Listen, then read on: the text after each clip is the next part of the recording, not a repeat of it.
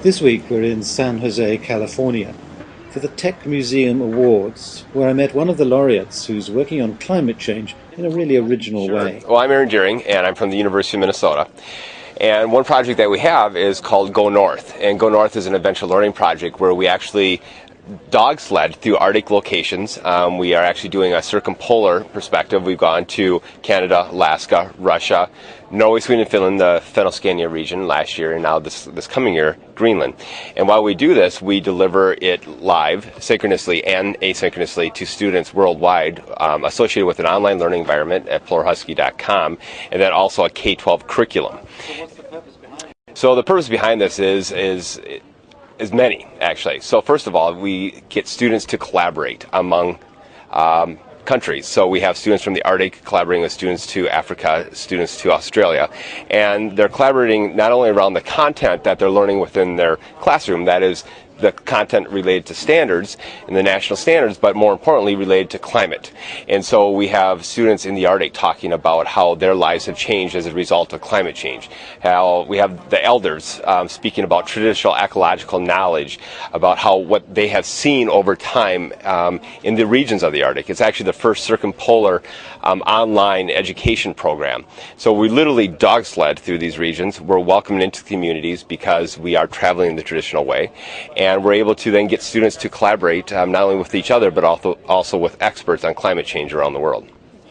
Well, in 2004 was what we call Arctic Transect. That was a 6-month trip. We left in the end of December to June. And then every subsequent trip has been about 4 months. And so we literally identify the location of travel. So for example, in Alaska, we travel from Circle, Alaska, up to Kaktovik, over to Prudhoe Bay. In Russia, in Chukotka, which is 80 miles west of Nome, Alaska, across the Bering Strait, we travel from Providenia up to Laurentia. And last year, we spent another 4 months in going through Fennoscania, Norway, Sweden, and Finland, in the region of Sami. And you personally have done these trips? Oh yes. In fact, this is one of our pictures here from. This is in 2004. What we do here is actually on Friday we create an education day. We stop traveling by dog sled and we put together all the media artifacts and we write a trail report, and that coincides with the K-12 curriculum.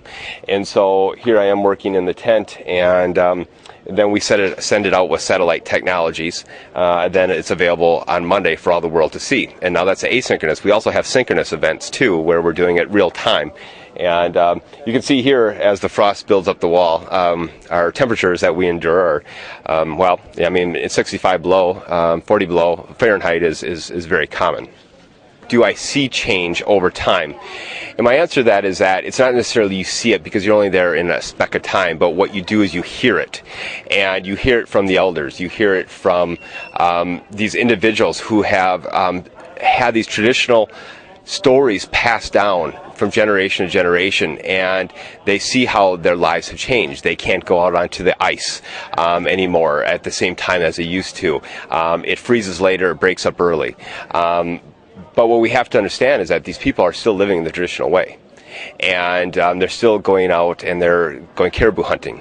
They're traveling with the reindeer, the Uranga, in Russia. They are still fishing. And this is their way of life, and their way of life is changing.